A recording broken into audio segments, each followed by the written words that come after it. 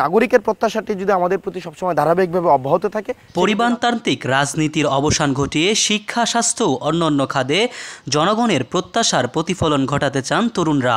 এই লক্ষ্যে নতুন রাজনৈতিক দল গঠন করতে পারে বৈষম্যবিরোধী ছাত্র আন্দোলন।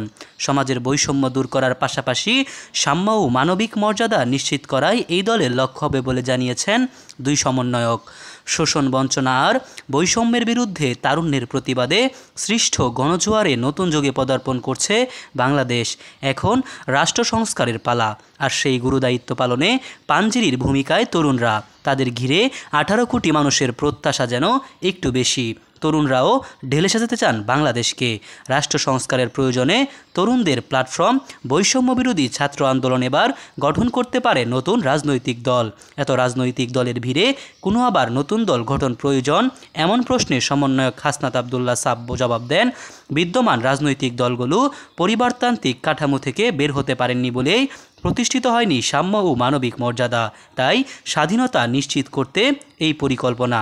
তিনি বলেন, সবাই এখন ছাত্রদের উপর আশা রাখতে চায়। সে আশা পূরণে গণমানুষের প্রতিফলন ঘটাতে রাজনৈতিক দল প্রয়োজন।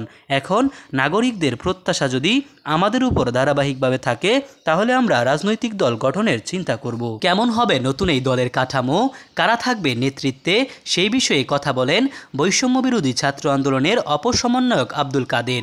তিনি বলেন, এমন একটা সরকার থাকবে যে বিশ্বের পরাশক্তি সরকার না হলে এদেশের সাধারণ মানুষের জন্য কাজ করবে।